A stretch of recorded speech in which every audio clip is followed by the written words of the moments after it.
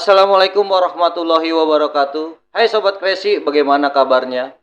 Kembali lagi bersama gua Bondan di acara COD, Cerita Orang Dalam. Ceritanya orang khusus Kapuk Muara. Dan pada segmen kali ini, saya sudah kedatangan narasumber. Ya, tokoh-tokoh pemuda Kapuk Muara juga nggak jauh. Yaitu Bang Tafsir Munir. Gimana Bang, kabarnya Bang? Baik, baik Bro Bondan. Alhamdulillah. Makasih banyak gue udah diundang buat acara COD. Sibuk apa Bang sekarang Bang? Sekarang gue sibuk ya, aktivitas gue selain ngampus, kuliah, gue fokus di hukum. Terus selain itu juga gue FKDM. FKDM? Ya, Forum Kuasa dan Masyarakat, salah satunya bermitra dengan kelurahan gitu kan. Terus setelah itu ya fokus juga di teman-teman FP2KM, Forum Pemuda-Pemudi Kapuk Muara. FP2KM? Ya, FP2KM. Terus selain itu ya untuk bisnis-bisnis kecil aja. Bisnis apa Bang sekarang yang lagi jalanin? Sekarang yang lagi fokus hasil bumi, paling nggak di stay di Surabaya. Makanya beberapa pekan yang lalu gue masih bolak-balik untuk Surabaya, Jakarta, Surabaya. Seperti itu. Main apa Bang Surabaya Bang? Bisnis apa Bang? Sayuran bro. Sayuran bro. Lancar? Ya untuk saat ini kami sudah berjalan, tapi untuk tahapan-tahapan aja lah, step by step lah. Karena kan kita nggak mungkin bicara tentang mimpi besar itu pasti dilakukan dari satu langkah. Kebutuhan bahan pokok seperti sayuran yang sampai dengan Jakarta itu berasal dari sana. Oh gitu. Dari Surabaya? Dari Malang, dari Jawa Timur. Dari Jawa lah ya. Dari Jawa Timur. Karena memang terkait dengan iklim ya, iklimnya berpengaruh. Betul, gitu. Betul. Tentang Kapuk Muara dan tokohnya itu gimana Bang? Menurut lu? Menurut gua ya. Ya. Ini agak menarik malam ini. Jadi gini, kalau lu tanya tentang Kapuk Muara antara pemuda dan tokohnya itu adalah, gua akan jawab dengan kerangka berpikir gua. Ya. Kalau kita bicara tentang pemuda, tentunya tidak terlepas dari Kapuk Muara itu sendiri. Dan tidak terlepas dari tokoh. Yang secara umum, kalau tokoh masyarakat atau pemimpin yang sebelumnya, kan eloknya itu mempersiapkan kaderisasi kepada pemuda. Betul. Tapi terkadang kita bicara nggak luas dari skop yang kecil aja pun, ada beberapa tokoh-tokoh yang terkesan, kalau menurut pandangan gua, mungkin belum siap untuk memberikan tongkat estafet kepada pemuda, karena pemudanya belum siap gitu loh. Oh, menurut lu di pemuda belum siap Iya, nih? pemudanya belum siap. Jadi gini bro, yang menurut gua adalah pemuda itu harus kritis, itu wajib. Kritis itu wajib. Selain kritis, menurut lu harus apa pemuda ini? Ketika dia kritis, dia harus punya dasar. Artinya ketika gua mengkritisi lu, bukan berarti hanya kosong aja, kalimat kosong, tapi gue bicaranya ada isi. Harus ada data. Harus ada data dan fakta gitu loh. Ketika lu mengkritisi kebijakan pemerintah terdepan, atau ketika lu mengkritisi kebijakan tokoh masyarakat, yang pastinya dia RW, entah RT, lu harus bicara tentang data. Artinya lu ketika pada saat berhadapan dengan tokoh tersebut, lu tidak mentah. Nah, betul. Dan tidak direndahkan juga gitu loh. Betul. Ya, gitu loh. Memang harus ada data. Harus data. Jadi bicaranya adalah itu, ada data. Dan ketika yang dikritisi juga harus siap. Tokoh itu kan harus siap ketika dikritisi. Jangan nggak siap. Seorang pemimpin harus siap dikritisi. Sekalipun kritisnya itu benar-benar menurut dia merasa terpojokkan. Ini yang harus di hati seorang orang pemimpinnya harus luas, bro. Ya kalau menurut gua Bang ya, ya mereka juga harus terima karena negara ini kan negara demokrasi. Yes. Kritik itu penting. Iya. Penting menurut gua Bang, karena buat membangun kekurangan beliau juga. Benar. Artinya kan gini, ketika lu dikritisi kebijakan-kebijakan lu di lapangan, artinya pada saat lu pemimpin, berarti kan lu ada yang mengamati. Betul. Iya kan? Lu ada yang observasi ketika pada saat lu memimpin. Ada yang kurang berkenan. Karena nggak semua orang itu suka dengan pelayanan kita. Betul. Nah, sekalipun dengan catatan kita sudah baik melakukan terbaik untuk untuk Kapuk Muara, tetap kritikan itu pasti ada. Pasti. Dan lo harus terima. Yang gue sayangkan adalah Kapuk Muara itu belum terbuka, bro. Belum open mind yang gue selalu bilang. Dalam artian apa belum terbuka? Ketika dikritisi pada ngambek. Oh gitu. Ya. Ini yang pada ngambek menurut lu Bang ini pejabatnya atau secara umum? Thomasnya? Secara umum. Secara umum. Secara umum. Oke. Secara umum ya. Artinya bukan Thomasnya saja, bukan anak mudanya saja, bukan. Gue bilang secara umum. Nah ini yang harus dibuka, bro. Kapuk Muara harus berpikir terbuka. Kalau gue mengamati, ketika lu dikritisi, ketika lu adu argumen, lu kalah, jangan ngambek. Betul. Apalagi berbeda politik. Lu ngambek. Akhirnya apa? Konsep Bhinneka Tunggal Ika itu nggak ada. Nggak ada, Bang. Nggak ada. Ini yang disayangkan, bro. Makanya, ketika lu berdebat, ketika lu berargumentasi, lu harus siap. Lu harus siap menerima. Karena gini, Kenapa gue saat ini mungkin ya, yang pastinya gue udah jarang-jarang komentar dan jarang kritis. Karena gue sadar, teman-teman belum siap. Ya kan? Teman-teman pemuda. Ya artinya teman-teman pemuda belum siap. Gitu kan? Belum siap untuk saling mengkritik atau berargumentasi. Itu. Kalau gue belum siap. Karena masih ngambek. Menurut lu harus apa mereka? Lu harus berpikir terbuka dan lu harus belajar. Lu lihat belajar gitu loh. Artinya, dalam demokrasi ranahnya, lu bebas berargumen, berpendapat apapun. Karena suara lu hak berpendapat, lu dilindungi, bro. Betul, itu hak. Lu mau ngapain pun nih, ibaratnya sekarang gini, di studio nih, Kalau kata Jason Ranti, ruang terbebas adalah studio. Lu mau ngapain di studio gue, gitu loh. Gue mau ngapain, kek, gue mau teriak-teriak, ini ruang gue, gitu loh. Gue mau kritisin lu, ini ruang gue, dan lu mengkritisi gue akan terima. Nah ini yang gue bilang tadi, open mind tadi. Gue kenapa masih bisa mengatakan secara lembut tadi, gue bilang tadi. Mungkin pemimpin ini belum siap untuk mencarakan tongkat estafet kepada pemuda. Mungkin. Nggak tahu ya, gue tahu niat-niat di belakangnya gue pun nggak tahu. Atau dia terlalu nyaman di bangkunya, sofanya, ya kan? Karena sekarang kita bicara apa sih kepengurusan di Jakarta yang tidak menghasilkan uang. Kalau gue kembali kalau gue kembali lagi kepada diri gue selalu meningkatkan kapasitas gue. Artinya ketika gue pada saat gue jadi ketua misalnya hari ini, gue nggak mentok punya wawasan atau punya kemampuan sebatas memanajerial. Ada keahlian-keahlian lain yang harus gue bangun selain memanajerial itu. Gitu loh. Jadi bukan saja mengorganisir, tapi lu bisa menguasai skill-skill yang lain. Pernah ngejabat jadi ketua Karang Taruna apa Bang? Unit atau kelurahan Bang? Unit. Nah, lu dulu udah pernah dapat prestasi apa Bang? Waktu jadi ketua Karang Taruna itu? Nah, sekarang gini, ketika gue jadi Karang Taruna, gue unit, bro. Unit. Gue unit. Lu bilang bicara prestasi saat itu. Itu dari tahun berapa? Di tahun berapa itu Bang? 2011 sebelum terbentuknya Bank Sampah pun terinspirasi dari 13 destinasi wisata pesisir. 13 destinasi wisata pesisir yang dicanangkan oleh Wali Kota Jakarta Utara. Dan salah satunya Kelurahan Kapuk Muara kita punya untuk satu destinasi itu. Itu apa? Hutan mangrove. Nah, ketika hutan mangrove itu, gue hanya berpikir saat itu, ini kita mau apain? Karena saat itu kan lurahnya masih ada Pak Roni saat itu. Gue aja ngobrol dengan beliau panjang lebar. Gue pengen sesuatu yang beda gitu kan. Karang Taruna kali ini dia bilang begitu. Beliau bilang, ya gue bilang, ya udah, gue bilang kita fokus aja di 13 destinasi. Gue bilang saat itu gue sama Andri sama Bung Riki ya kan. Akhirnya kami bikin program bersih sampah di hutan mangrove. Nah, ketemulah gue dengan salah satu CSR Coca-Cola saat itu, Pak Yayan Sopyan. Ketika ngobrol-ngobrol, tanpa gue tahu, diskusi begini, bro.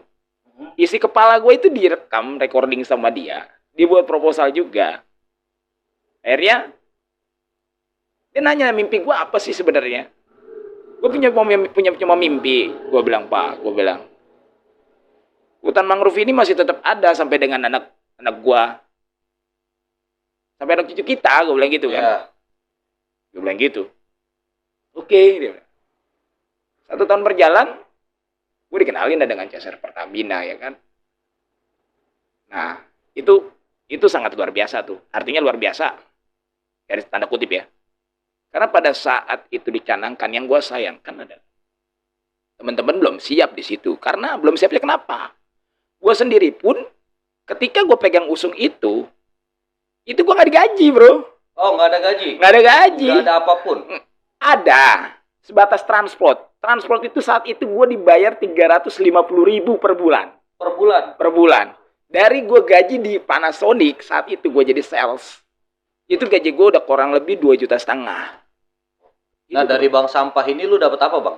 Gue dari bank sampah itu, ada gudang saat itu. Tapi ya sekarang udah nggak ada karena... Gudang apa, Bang? Gudang pemilahan, bro. Oh, jadi dari sampah itu lu sortir Iya, lah? gue sortir. Masing-masing kan jenisnya. jadi penghasilan juga, Bang? Betul. Lu bilang jadi penghasilan. Betul.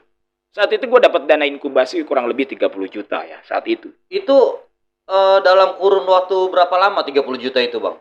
Gue kontrak karya itu 3 tahun, bro. Tapi gue baru berjalan 2 tahun. Karena dia 1 tahun itu dia sifatnya adalah pematangan skill. Dia milih lokal champion. Siapa lokal championnya? Lokal champion itu pemenang orang-orang sekitar. Yang dipilih untuk mengusung program itu. Pegang program itu. Jadi, saat itu ya gue yang dipilih. Dan gue minta teman-teman untuk keterlibatan. Nah, gue bilang lagi, ini nggak ada duitnya. Ke teman-teman lu? Iya, gue bilang. Ke teman-teman gue. Tapi teman lu pada oke lah, mau lah. Nggak bisa, dia nggak mau, nggak bisa siap, bro. Kan gue bilang tadi. Makanya gue bilang pemuda belum siap. Makanya gini, bro. Lu mau maju, ketika lu mau maju meningkatkan skill lu, ada waktu yang lu akan buang. Betul. Ada waktu yang lu korbankan. Lu tidak terlepas zona nyaman. Kan gitu. Kan gue keluar dari zona nyaman itu. Betul. Tapi gue bisa bicara di depan lu sekarang. Iya kan? Iya, pada akhirnya itu jadi sejarah juga. Jadi ya artinya sejarah. Terus tambah lagi gue dari situ gue bisa bicara di depan publik. Dan gue dulu gue nggak bisa bicara di depan publik gitu kan. Gue nggak bisa bicara tentang yang namanya jadi narasumber. Gue bisa bicara narasumber gitu loh. Gue tahu yang namanya cara pemilahan, 3R, reduce and recycle. Gue paham pembuatan kompos. Gue bisa bicara di publik, bicara tentang sampah. Untuk kurun waktu di 2 tahun. Step 2 tahun. Nah, 2 tahun itu, ketika pengembangan untuk di wilayah Pejambon, di Pertamina Pusat, itu ada cash. Case-nya apa kasusnya? Tanah yang dibangun di sana adalah masih tanah TNI, bro. Mabes TNI. Nah, di sana dicegah. Nggak boleh ada kegiatan aktivitas, harus steril kan? Steril. Karena kan Mabes TNI. Iya. Gitu, bro. Akhirnya, proyek gua terhenti. Proyek bank sampah terhenti. Bank sampah terhenti. Karena proposalnya satu bundel. Satu program. Kapuk Muara dengan Pejambon. Itu yang gua sayangkan. Dan gua di situ adalah, gua nggak tahu. Karena yang membuat program tersebut kan gua serahkan ke LPPM IPB. Saat itu. Lembaga Pemberdayaan Masyarakat. Gue nggak bisa punya skill untuk mengatur itu. Untuk memanajer itu, gue saat itu belum ada skill. Untuk mengatur dana CSR yang luar biasa besarnya, gue nggak punya skill. Karena pelaporan-pelaporan itu sangat detail. Harus dilaporkan ke BPK. Harus ke BPK? Oh, harus. Itu, bro. Jadi gue serahkan ke LPPM. Libatkanlah perguruan tinggi, gue bilang gitu kan, dasar gue. Ya saat itu loh, Karang Taruna unit, gue bisa berpikir seperti itu. Artinya kan gue keluar dari zona nyaman. Ya. Artinya itu juga prestasi lah buat Iya, buat gue prestasi. Sekalipun orang belum bilang, Munir begini, terserah. Ya. Buat gue itu opini lu, gue bilang. Iya kan, gue nggak peduli lu mau ngomong apa tentang gue. Kan gitu. Artinya, gue tidak memberikan lu. Pada saat gue bilang 30 juta dana inkubasi, itu kan dana operasional. Untuk pembelian, untuk pembelian sampah. Itu tadi dari hasil... Enggak, iya dari CSR, dari bantuan. Oh, bantuan. Ya, bantuan 30 juta. Nah, gue beli sampah di masyarakat, gue beli cash. Oh, lu beli kayak Iya. umpama nih, warga ngumpulin apalah aqua atau Aqua apa. ya campur 2.500 saat Oh, itu. lu bayarin. Gua bayarin. Lu bayarin. Itu per kilo. Per kilo. Tetap lu kilo. Gua kilo, gua timbang. Gua nggak bilang gabruk. Oke, Bang. Ini kan lu udah kulas balik di masa lalu lu ya. Ya, masa lalu lu itu jadi lu itu udah ada prestasi lah taruh di ya waktu ngejabat di Karang Taruna. Sekarang lu di FP2KM ini ya, Bang ya. Lu sebagai apa, Bang? Gua ketua. Ketua. Ada berapa kader lu, Bang? Gua kemarin itu sempat dari ujung RW 4 itu yang keterlibatan. Sekarang aktif 10 lah, 10 anggota. Yang masih aktif. Masih aktif. Artinya kita aktif itu ngobrol, diskusi, bicara tentang Kapokuara ke depan. Terus mereka kan kepengurusan ya, artinya ada di RT kan gitu. Ada di RT, ada di wakil RW kan gitu. Dan gue sendiri pun FKDM kan gitu kan. Artinya gue bicara tentang isu-isu yang harus berkembang di Kapokuara itu seperti apa dan lu menyingkapi harus seperti apa sih kan gitu.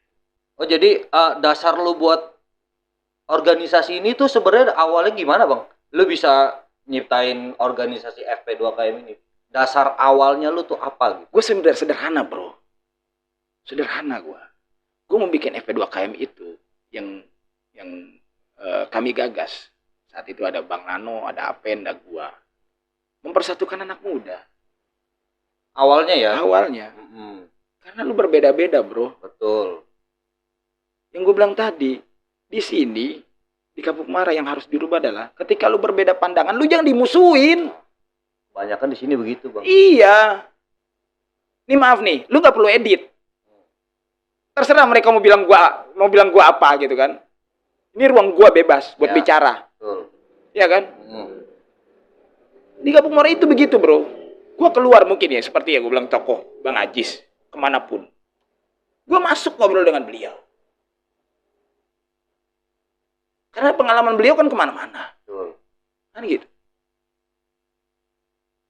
Ya sekali dua kali juga gue berseberangan dengan Bang Ajis. Ya namanya pikiran manusia. Oh iya. Rambut boleh sama hitam, tapi kan kita pikiran beda atau selera kita beda gitu. Yes, I see. Itu loh, bro. Jadi maksud gue adalah, yang gue inginkan adalah ketika lu berbeda pendapat, jangan dimusuhin. Jangan dijauhin. Justru harusnya dirangkul. Harus dirangkul. Kenapa? Lu kenapa bapak bangsa kita pendiri Bhinneka Tunggal Ika? Bukan hanya suku saja, bro, di sini. Di Indonesia ini bukan hanya suku saja, bukan hanya ras saja. Pemikiran pun lu harus satuin. Lu punya gagasan, gue punya gagasan. Belum tentu juga gagasan gue benar. Dan belum tentu juga gagasan lu salah. Ya, itu dia. Kan gitu. Jadi ini kalau menurut gue ini, Bang, ini keegoisannya ya. Iya. Masih gimana lah melekat. Gitu, melekat. Gue lo. Guenya tuh di sini masih muncul. Kalau enggak jadi nomor 1, gue nggak mau gitu. Kasarnya begitu. Padahal lu jadi nomor 1 pun kapasitas lu masih banyak yang lebih gitu. Betul. Makanya gue bilang, lu harus pintar-pintar mengenali diri lu. Kira-kira gue pantas nggak dia untuk jadi nomor 1? Kira-kira gue pantas nggak untuk mengusung jadi nomor 1, mempersatukan teman-teman? Gitu.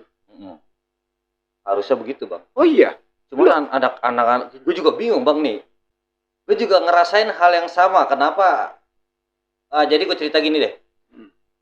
Pada waktu pembukaan rumah kreasi ini, Bang. Yes. Itu kan inisiator kami kan ngumpulin lah dari ujung Kapuk Muara lah. Sampai ujung lah. Dari ujung ke ujung artinya. Semua berkumpul, semua tuh. Jadi inisiator kami tuh ngejelasin bahwa ini loh wadah lo. Iya. Udah lu gak usah bersekat-sekat lagi. Yes. Tapi apa, Bang? Iya. Sampai sekarang ini. Yes. Gua tunggu nggak ada. Yes. Bukan nggak ada ya. Ada beberapa. Artinya lebih banyak yang nggak datang. Gue bingung nalar dia tuh apa, maunya dia tuh apa. Padahal di sini bisa dibilang ya fasilitas ada lah buat lu berkarya. Alat musik ada, dan sekarang alhamdulillah podcast sudah ada. Yes. Lu mau pelatihan apa umpama, lu mau ngajuin, Bang, pelatihan ini dong, Bang. Insya Allah kita adain. Ya. Nah, tapi kenapa ini? Ya, jadi gini, bro. Gua orang yang menanggapi orang dengan positif. Hmm. Ya. Yang tadi bukan negatif. Tapi itu hasil observasi dan kerangka berpikir gua. Jadi gini, ada sebagian orang yang malu.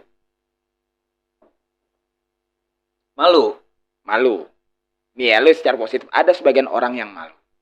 Ada sebagian orang memang yang tidak cocok karena bertentangan. Kan gitu ya.